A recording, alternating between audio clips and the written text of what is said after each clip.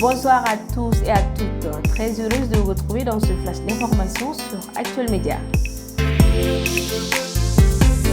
Nous débutons ce flash d'information par l'actualité nationale.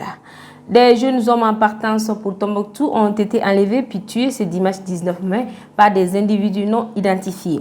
Ils avaient quitté Direy pour participer aux épreuves sportives dans le cadre du recrutement des forces armées. Leurs corps sans vie ont été retrouvés par les femmes dans la localité de Goundi, puis rapatriés à Direy par un convoi des forces armées maliennes. À présent, l'actualité sous-régionale. Le dimanche 20 mai, la République démocratique du Congo a été secouée par une tentative de coup d'État. Quelque temps après, le calme était revenu, même si la confusion continuait à régner suite à l'attaque du Palais de la Nation, un des palais présidentiels de la capitale de la RDC et le domicile du ministre de l'Économie.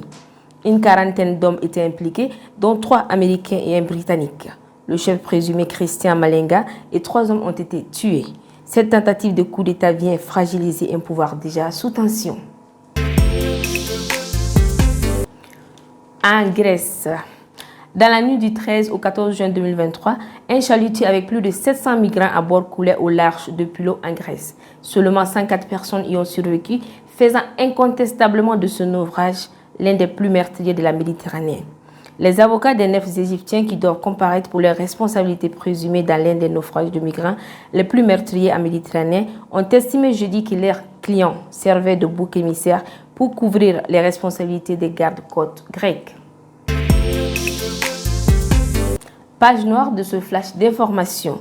Le président iranien Ibrahim Raïssi est décédé dimanche dans un accident d'hélicoptère alors qu'il revenait d'un voyage officiel dans la province de l'Azerbaïdjan oriental. Son sort était en suspens depuis l'accident de son hélicoptère survenu ce dimanche. Le ministre des Affaires étrangères Hossein Amir Abdollahian est également décédé dans le crash. L'annonce a été faite par les médias d'État iraniens et confirmée par la suite par des responsables d'État iraniens. Le premier vice-président Mohamed Mokber est désigné président par intérim ce lundi. Mesdames et messieurs, ceci met fin à ce flash d'information. Merci de l'avoir suivi et à très bientôt sur Actuel Média. Ce flash vous a été présenté par ETS, Sistra Technologies et l'Université Bazo.